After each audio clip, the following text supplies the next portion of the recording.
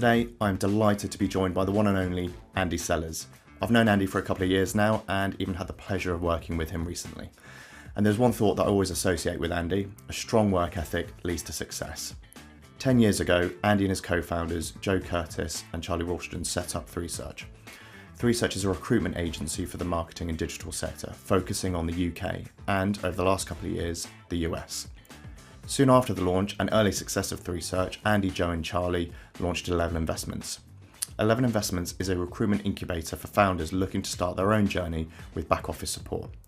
Andy's an extremely busy man, so let's get straight into it. Andy, thank you so much for joining me on Rise to Prominence podcast. Thanks for having me. Great. Delighted to be here. Great for you to be here. We saw each other yesterday. Yes.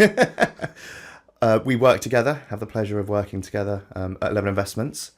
So I thought it would be prudent to not just chat about 11 Investments and 3Search fame, which we'll talk about shortly, but get in to find a little bit more about you, your career, your journey, and where it started. So good. Let's do it. Tell us a little bit where, like every recruiter, did you fall into it? Yes, absolutely. Naturally. Anyone who didn't fall into it or tells you that they didn't fall into it is lying. But, Definitely. I fell into it as a 22-year-old. I worked for Michael Page and joined in September 2010. I was very fortunate at the time. Like all these things, you don't realise you're doing it, but I joined a very established group of really good recruiters, and I think only hindsight's told me how good they were. Yeah. And then I'm certain it wasn't me, but for various reasons over the next kind of 12 to 18 months, a lot of the experienced people left, and I was sat there with the last man standing. Basically, a load of inbound work, and I had a bit of a light bulb moment. I think it was my second full quarter. My boss at the time, who was a guy called David Forsdyke, pulled me into a room for my bonus because it was Michael Page was a discretionary bonus model. Mm-hmm. So I got pulled into a meeting room and he said, "For this quarter, you get $7,000." And I don't know. It was just a light bulb moment that went, "Oh my God, I found something that pays me that amount of money if I work hard." And I was unbelievably fortunate to have a load of inbound work because the very good people around me had all gone to different jobs. So that was London based? Yeah, London based in Victoria House in Holborn. I just had an opportunity in front of me to grasp for the next few years really, and I didn't make any bones about the ability to. If all I needed to do was fill jobs, and I obviously learnt over the last 15 years how much more to recruitment there is than just filling jobs. But that was my start was effectively a candidate resourcer, a very well paid one. But it was great. It was great learning. I learned on the tools. I learned it was very early days of LinkedIn. Believe it or not, we didn't have recruiter accounts, so it was using the Michael Page database and then hunting on LinkedIn, and the rest is history from Michael Page. So when you were 22, did you go to uni? Yeah, I went to Oxford Brookes. Yeah, for my sins. For your sins. Going into the university lifestyle, then into quite a high pressured sector, which recruitment is. It's pure sales effectively. What was your work ethic like at 22? So it's interesting you say that because it was sales in the sense of targets, but again I kind of came back to this point of I had inbound work. So that light bulb moment for me was it was an opportunity to say, well, if you work really hard and you make a lot of placements, you get paid money. And that sounds really strange to say. Yeah. But at 22, when you're new to the 100%. Sector and career. Yeah, and that, so I was then absolutely first in, or one of the first in, and I remember it was often myself and an Australian lady called Libby Kidd. We were there, the system shut off at 8 p.m, and that was home time. So it was just an amazing opportunity. I was in the right place at the right time, and if I wasn't going to benefit from it, someone else would. So that was the gig at the time, and I wasn't going to complain about it. Yeah, and I think that's a really important statement. You were at the right place at the right time, and a lot of people are, but at the same time, people don't. And sure, benefit of hindsight, don't take advantage of that. So I do think that is a personality, a mentality feature of yours, because from what I know of you, like I said in my intro, is you work relentlessly hard, and it's like the old Tiger Woods saying, it's funny that the harder I practice, the better I get. Yeah. And it's like your work ethic, when we when we work together full time at 11 Investments and 3 Search is relentless. It's non-stop, and you see the success out of that. And it's not a coincidence, and obviously it's not just you, and we appreciate that. But that is led by yourself. When we'll jump onto the US in a bit, but that mentality and that kind of workmanship, the knock-on effect is positive because you put the shift in. It was just, I completely agree, and one of the things I love about this sector is there is a direct correlation between the harder you work, the more candidates you speak to, the more clients you speak to, the more likely you are. I appreciate it doesn't always happen like that. The more likely you are to make placements. And again, it was that light bulb moment at 22.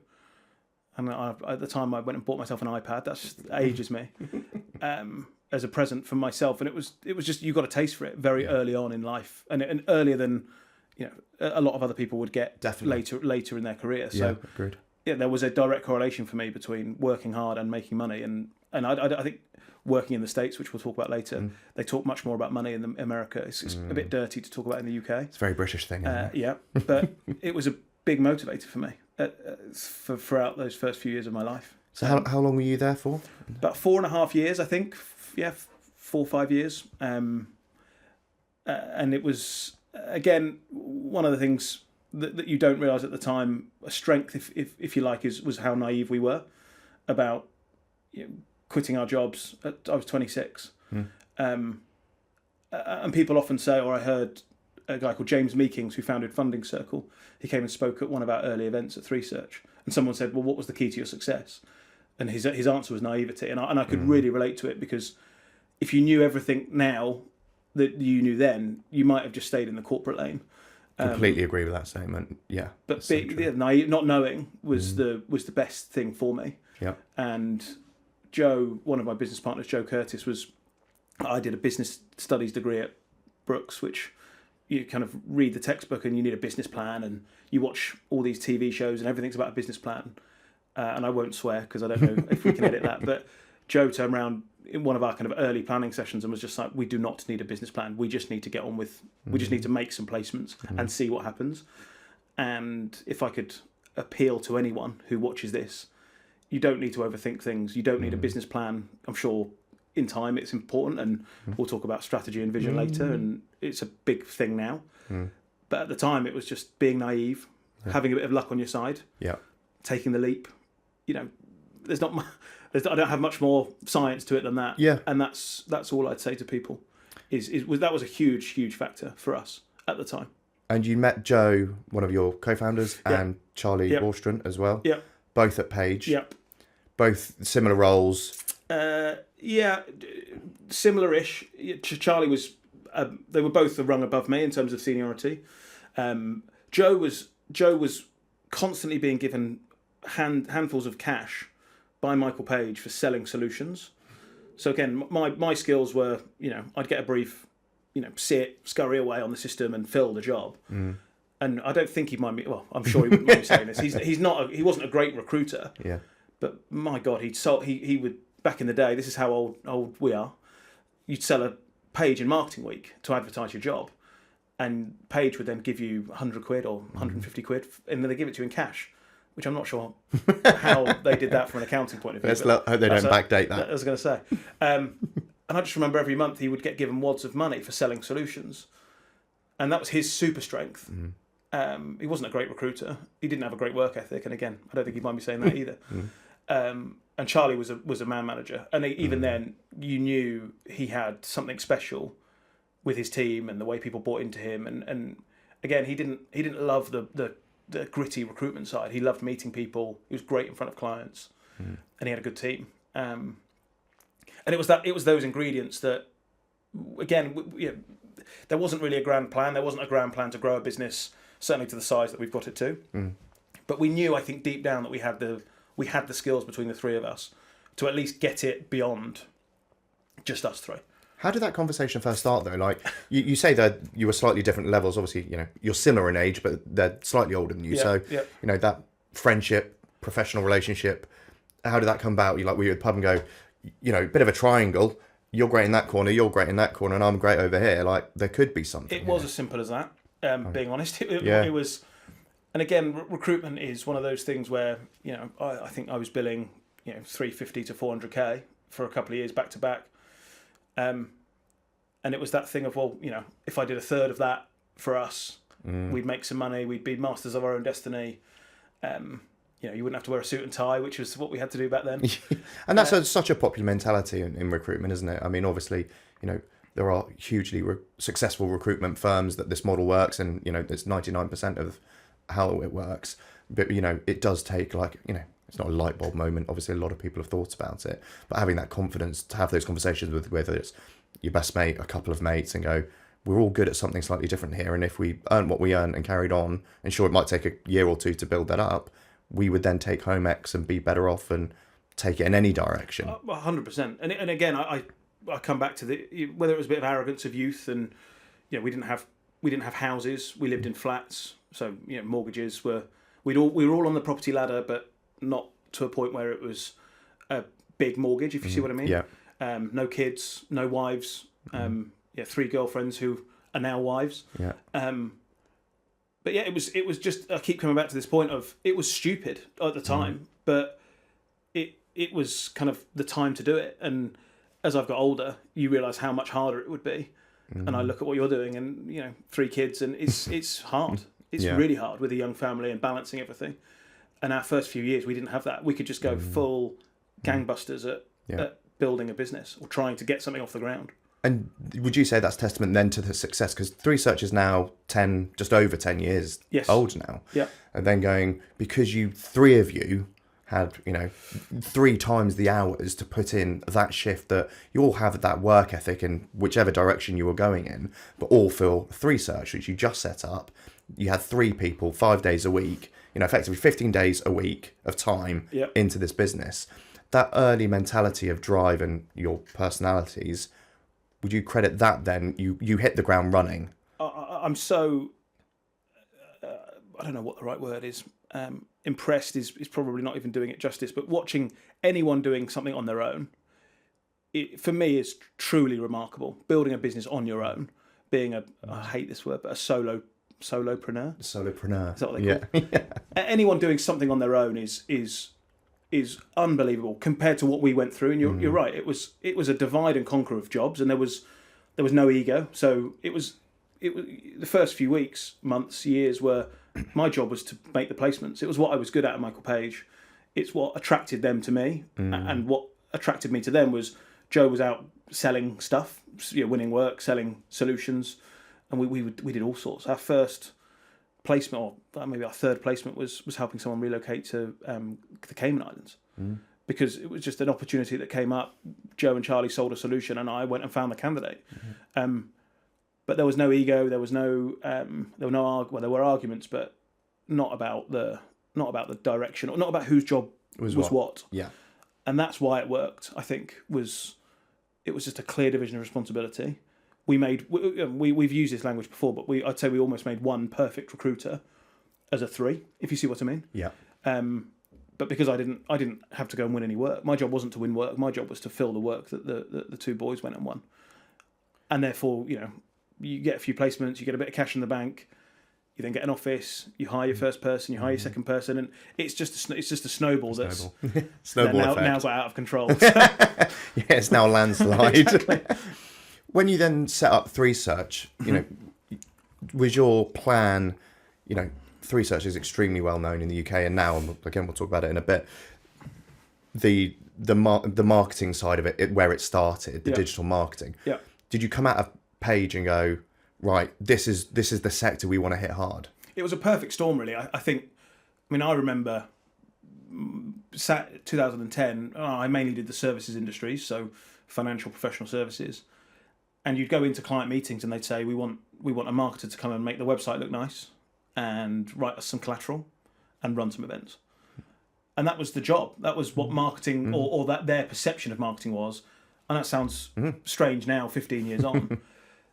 But one of the reasons why 3Search has succeeded is, again, it's not down to us. We were in the right place at the right time, because that was the rise of social media, the rise of CRM, the rise of digital analytics. All these areas, they're big enough sub-brands, if you like, or sub-sectors within marketing to have specialists in them. And that's what we got right quite quickly, as we said, let's have specialists doing these things so that we can then speak to a CMO and we can say, we can help you with CRM recruitment, because we've got, in the good old days, a guy called Andy Larkin doing CRM recruitment, and that's all he did all day, every day.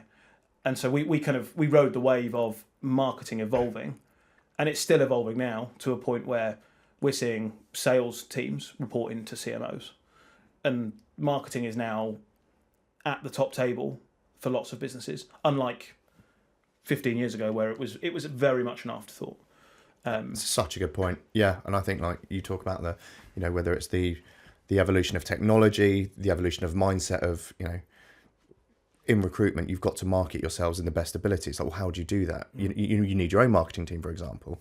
And it's like, okay, well, marketing attribution models come in and all of this. And within marketing, there's those subsectors of what you do in marketing. And you look at, and it's even obviously a lot pre-me, but, the event side that 3Search pick up that are genuinely well known for in the industry for events. And it's like, ultimately, you're a recruitment company, but I think this year it's on target to be between 55 and 60 events across your specialisms, as you say, like product, digital, CRM, and many others.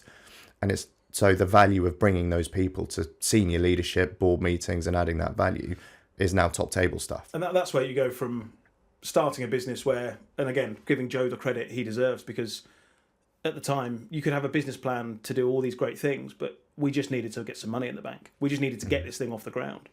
And you compare yourself to now, and Catherine, a lady called Catherine Henderson, who was our marketing director for a few years, did an amazing job in helping us culminate that strategy where Charlie will often say recruitment companies all do the same thing.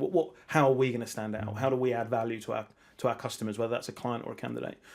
And for us, what we're great at, as in the industry, we're networkers. We connect people. So the low hanging fruit is let's get great people in a room and let's run some events for free and help shape people's careers, give them an insight into what it takes to become a CMO. Or one of the groups that Liz Hopkins runs in our business is how do we help women shatter the glass ceiling from senior manager or head of to getting to a CMO role. And they're all things that help add value to our customer base in the UK that make us different, because it's not an easy industry to stand out in, because there's a lot of noise in the UK.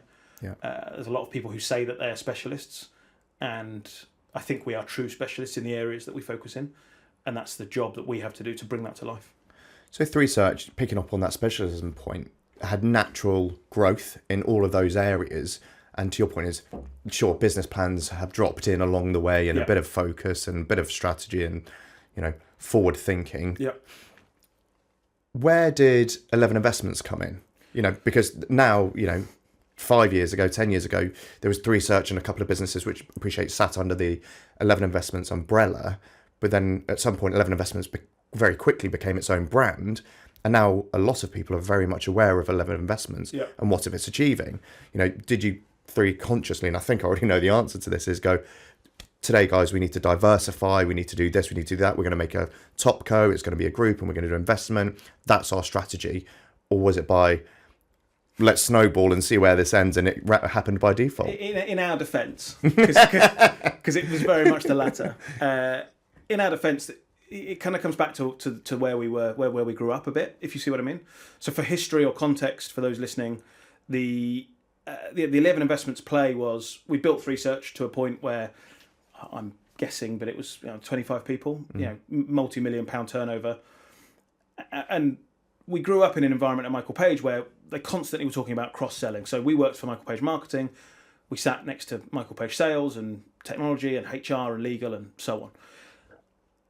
And it was, again, I don't think I'll get in trouble for saying this, but they did it really poorly. Really, really poor execution of how do we take one client that we're working with and help sell that across the business of Michael Page.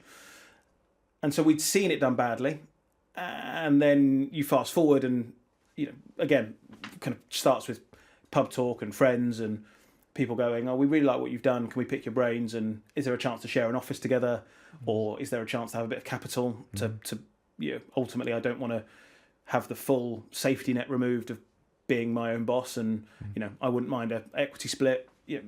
All of these things happened, and then you kind of go, actually, there is another light bulb moment in here where can we build this business called 11 Investments where it's a top co with groups of businesses underneath that, trying to then have supplementary sectors, if you like. So marketing, sales, HR, legal.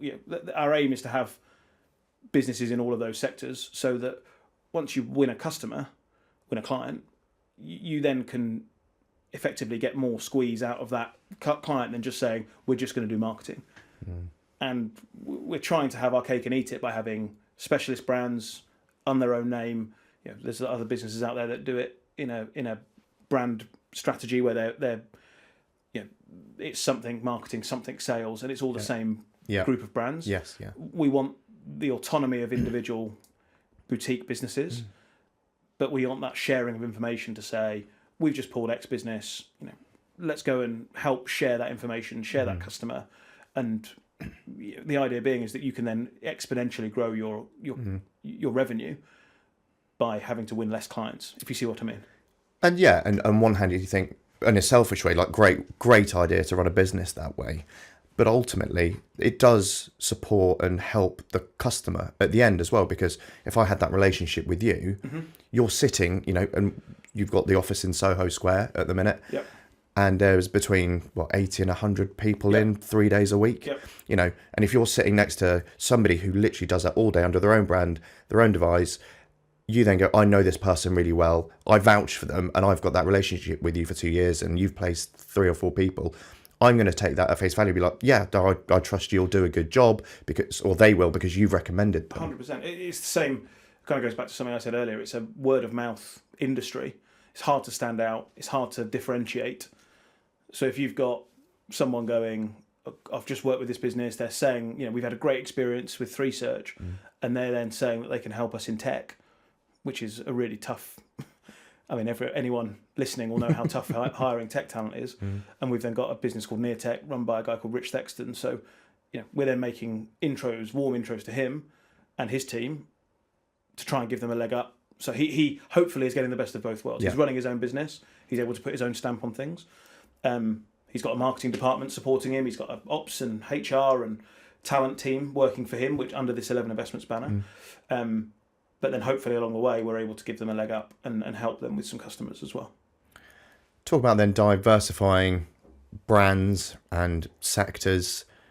Obviously, your focus outside of when you left Page, you set up 3Search was, you didn't have, the mission, the vision, dominate the UK market in the digital marketing space. Correct, yeah. It just naturally snowballed, and by default, it's worked out really well. Yeah. And I think, since when we used to work together at the start, it was when I came into the business, it was there's a clear strategy here, there's a clear focus, and that was 2 years ago now. Nearly. And to then see that to come into fruition and real life, and you've now got a team out in the US, and it's like I remember before even starting, you being unbelievably passionate about the US, and Catherine was looking at the strategy for that and what that involved, and you had your vision of it.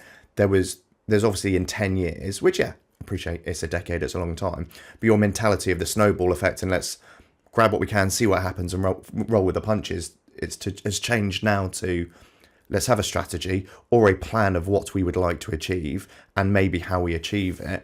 Was there more? So you've basically done not a cold start, but a cold start in the US, and you did it in the UK.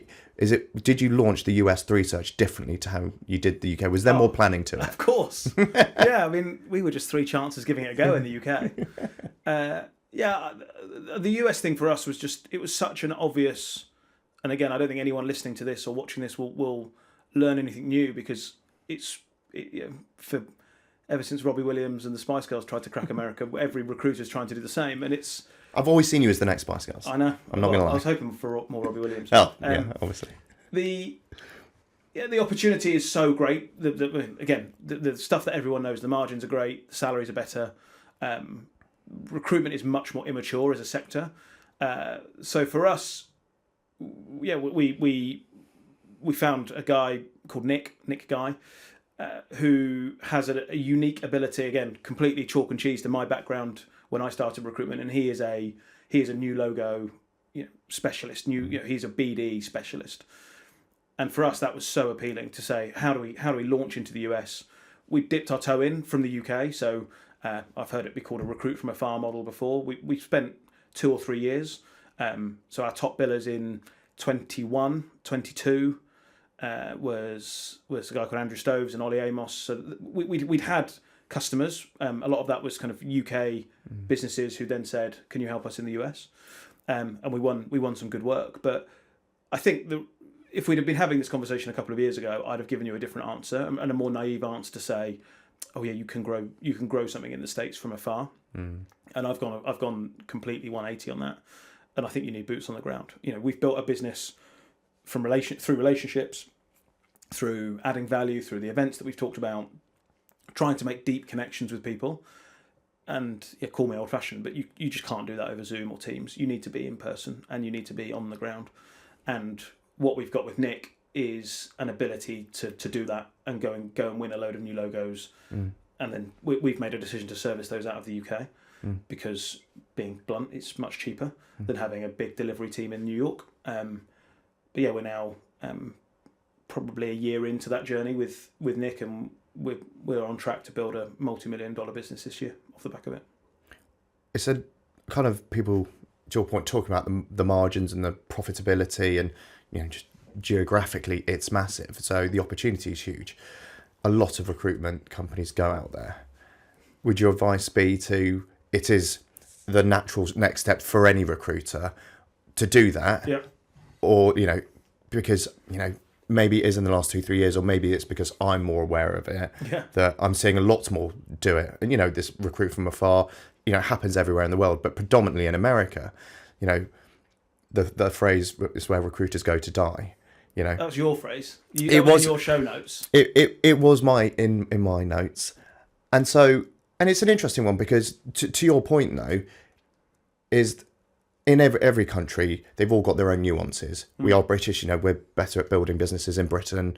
Americans maybe, and we're in a lot of more modern world now post COVID, so it's a lot more acceptable to do teams, work from home, and things like that. So I would argue, especially in my experience with prominence, it is a lot more acceptable now that everybody works everywhere. And that whole, it's where recruiters go to die, maybe is a bit of an archaic thing, because 10, 15 years ago, I don't know how, and I've never been in the recruitment sales world, is how you could have been that successful over, if Teams was not even that relevant at the time. So you couldn't really work in it. So people did try it and they failed hard and it cost them a lot of money. Yeah. Would you say then now is, because it's a lot easier, it is just a natural, I'm not saying it's an easy job to do, but from a decade ago, it is easier to do.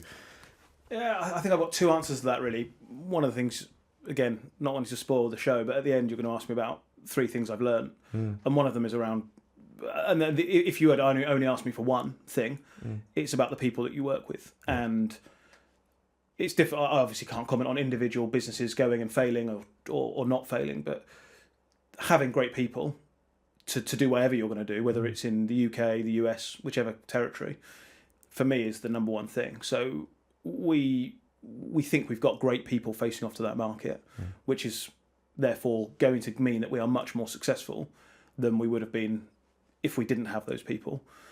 The nature of the country the nature of the country and the geography, combined with post-COVID working patterns, mean it is completely common to be speaking to a client in Texas, and they will have a team in San Francisco, a team in New York, and a team in Chicago.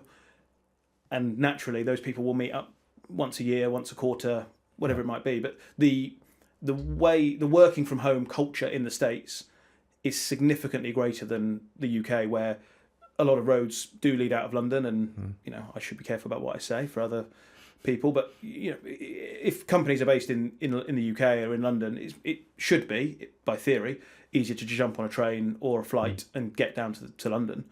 Whereas in the States, I was talking to someone yesterday about going to Salt Lake City. It's a 5-hour flight from New York. It's the same as it would take me to get to Dubai.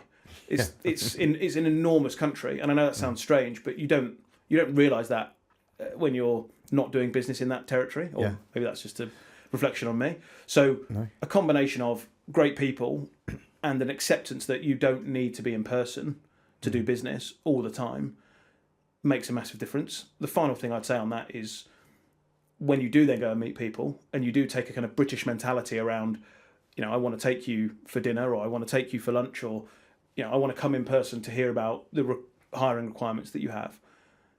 Americans are shocked, which I takes me aback every time. And we are pushing for these in-person relationships. I'd happily, said to Nick or some of the other team, jump on a flight to Orlando or jump on a flight to Salt Lake City and meet that client, because flying in America is ridiculously cheap. Yeah. But again, I don't think other recruiters think like that. And there's a lot of local companies, there's a lot of local recruiters. We just do Orlando, we just do New York. Yeah. Whereas for us, we'll just do sales and marketing in New York. Yeah. But we'll jump on a plane and we can help you source candidates from wherever, because that's the need that you have.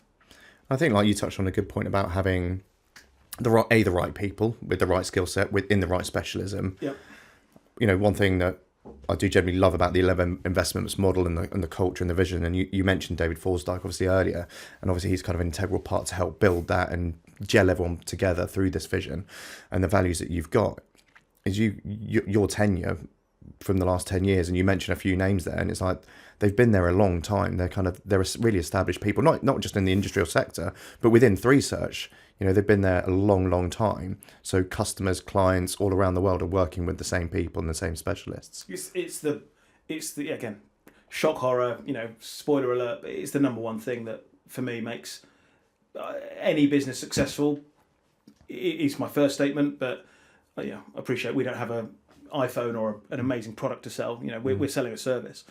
The service is being sold by our people, and we have all, but particularly Joe, Charlie, the team have done an amazing job. Sarah Silisko over the last 5 or 6 years. All these people are integral people to hiring great talent, and I could reel off a dozen names of people who our primary job is to motivate them, incentivize them, keep them happy, have fun. All these things along the way that an employer needs to see from a business. But our business is nothing without our people. So that's the number one thing for me of any successful business. I think it's interesting when people, who are watching or maybe listening and listen to kind of your journey as to where you are today. And you touched on it right at the start when you were like, we're just 3 guys snowballing. The only tie we had was a low mortgage. So we could literally risk everything and we'd probably come out all right. In worst case, you go back into recruitment. And you listen to kind of what you've achieved in the last decade and going into the US, and anybody who's listening who's even going into a different sector in the UK, it's bloody hard work. Completely. Whether you've got the right people or not, it's just relentless. It's 24 hours, 7 days a week. You'd do anything. And then all of a sudden it's like, well, hang on a minute. There's also this spin-off of 11 Investments, which I think is 9 brands now. Yep. Just launched the latest one in the last couple of months. And with the vision then to launch more this year and onwards, people will be thinking, well, I know, we know obviously it's not just you 3 now, but it's going, well, maybe it's like 3 single guys still, like with all this time, and arguably you've got a family, you've got kids, you've just moved outside of London, you're now an actual commuter. Yes, I am an actual commuter. You don't use the line bike now Not all the way, sadly. sadly. Doesn't really work. No, a bit slow. It'd be a long line bike. Yeah. And so it's like an outsider looking in, you listen to kind of, how you've risen on this journey and the effort and your ethic, your work ethic and what you put in, you'd be given to think, oh, well, it works for, I'm not saying you're a single guy, but that mentality is you have to be super involved in it. But ultimately, I guess the point I'm trying to get to is, to your point, you might have 10, 20, 30 people that have lifted you guys up, supported you to allow you to do that, to take away 50% of the work to be able to do it. It's just 100. I'm going to sound like a broken record, but the 11 Investments proposition works because we have a great marketing team. We have a great ops team, finance, talent, and these aren't jobs that I can do. And you have that realization, and I have this now with recruitment. I sit in conversations and in team meetings, and I'm surrounded by people who are significantly better at recruitment than I ever was, and it's humbling. I try not to tell them that. Yeah. And we've done an amazing job in whether it's 3 Search or 11, but having people and hopefully inspiring them to go and be great at their own job, their own field of interest, whether that's marketing or as a recruiter. Yeah.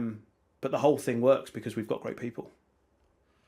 Finally, then, you've touched on one already. Yes. The three biggest learnings, like, you're still a young man. You've been through, to your point, like, you've been through a lot more professionally than a lot of people have who have run really really successful businesses, because you've diversified and pivoted all these different ways and snowballed into success to some extent, Yeah. you've learned a hell of a lot along the way. Yeah. One of them, obviously, you mentioned earlier. What are other two kind of big factors of learnings along the way that you would look back and take away from? I was obviously thinking about this beforehand. The first answer I'll give you, I'm not entirely sure answers your question, but I hope that it might inspire someone out there to do this. But all I'd say is take a leap and take the chance. There's so many reasons why you wouldn't start a business, and I'm lucky enough now to sit in front of people when we're talking about launching 11 investments brands. And there's always good reasons why you shouldn't launch a business, whether that's a wife, a husband, children, bills. The world. I understand it's hard work, but you kind of can't learn anything unless you take a leap in the first place. If you see what I mean? Yeah. Which I'm not sure answers your question, but no, it does. I think the learning from that is, because you've done it and you've taken that leap at any period, whether you were a single guy with a mortgage or, with kids. I mean, you look at the investments that 11 investments have made. They are, not make or break, but if they don't work, 4 of them don't work. That's a huge deficit on the business. It's a lot of money. Yeah, it's a lot of money at stake. Yeah. So I think it is. It's not just people. Your advice of taking that leap is you guys are still taking that leap consistently every month. It's a nice segue into my second one, but yeah, you're absolutely. You've got to keep doing it. You've got to keep taking leaps to learn and wanting to challenge yourself and stretch yourself. If you're listening to this and you go, yeah, that resonates with me. I want to challenge myself. All I would say is just do it. There will always be reasons why you can't or wouldn't do it, but you can't start learning until you've taken the leap. Obviously, I've talked about hiring great people. One of the things you learn is you need great people around you to achieve anything, in my opinion. Whether that's outsourcing stuff, teams that you hire internally, but hiring great people for me is the one thing that will mean a business can flourish or not. And the third thing, which I'm not necessarily great at all the time, is about having fun. And we often catch ourselves, and Charlie is good at this, where it's very serious. It's the moment that you start hiring people and you've got bills to pay and you've got salaries to pay, that I guess privilege of someone coming to work for us doesn't. I carry that today, and they've trusted us. We're going to do something this year to celebrate 2 guys who have worked for us for 10 years. So, David Wall, who's affectionately known as Gaz, for reasons that I won't get into. Obviously. And Ollie Amos, they took a jump, they took a leap of faith 10 years ago. And part of the reason why they've stayed is because you have fun as well. And it can all get on top of you, especially in recruitment. You've got bills, you've got backouts, you've got every day you're dealing with a problem. And it can get you down if you don't remember to have fun along the way. And that doesn't always need to be going out and drinking but it's fun to do. I enjoy it. It's just not taking it so seriously. There's much more serious things in the world than recruitment. Yeah. But having some fun along the way is really important. My final kind of 2 questions. When you 3 started, was there, and I don't believe this is kind of an arrogant thought, you'd be like, we are going to be in this place in 10 years or an equivalent place to this. Was there ever that thought that even if it wasn't 11 investments, like the level of 3 search will be where it is? I don't know how to answer that. I knew we were good. I knew, and I know today that I think we've got a great business, and I think we can do loads more. Yeah. We can develop and learn every day. But I knew at the time we had something special, and I'd be lying if I said I think we can get it to what we've got it to. But the irony now is I think we can get it to something even better over the next few years. So that's my next question. Okay. Then you've done a decade. Yeah. What you've grown into is phenomenal now, nearly 100 heads across 9 brands. Yeah. Globally, different offices, UK, US, people in loads of different sectors and subsectors, huge coverage in the sector. What is that then vision for the next 10 years? I'm not sure. Well, we have a vision. We know where we want to get to. I think the elephant in the room when people talk about recruitment companies is, are you building it to sell it? And we always try and address this head on and say, I think the moment that we start thinking like that, you've failed. And what I mean by that is, if we build something with the values that are important to us and carry on investing in the people that we want to invest in, and have fun and do all the things that mean a lot to us, I think we will carry on building something really special. I don't. Yeah, we have plans, we have goals, we have targets, we know where we want to get to, but those can change and those can adapt as well. So I think it's a halfway house in terms of, I don't sit here and go, oh, in 10 years' time we'll be 300 people. I sit here and go, as long as we're enjoying it, we've got the same passion, we've got the same energy. Hopefully, then people are happy to come along for the ride. Yeah. I think we'll carry on building something really special because I think we've got an amazing foundation to do that. Yeah, and I completely agree. Thanks very much. So this was obviously about yourself and how I generally believe, your rise to prominence. And I think, I do sit in awe and I look at what's been achieved across not just research, but 11 investments and that future growth and being, and being part of that and seeing that vision is really exciting. So we always ask a guest who would then you want to be on the podcast, or who would you believe has risen to prominence that you've taken elements from? Yeah, I talked about this earlier about, again, I'm going to use the word, a solopreneur, and a guy who, and I've listened to a few of his podcasts and we've been lucky enough to meet and talk about his business, but a guy called Logan Naidu who runs the Kernel Group. So Dartmouth Partners is that's his main brand, and I know he's bought Pure Search. And I just look at what that business has achieved, and there's so much good stuff in there for us to listen to and learn from. Yeah, they're ahead of us in America. He's done some amazing things. He's already exited a business before. I think I should let him tell his story, but yeah, I mean, I'd love to have him on. I'd listen to his episode again. Yeah. So yeah, Logan would be my recommendation. I appreciate it. Andy, amazing time. Thank you so much for all the insights. I mean, super valuable. Thanks for having me on the whole journey. Thank you. Cheers. Cheers.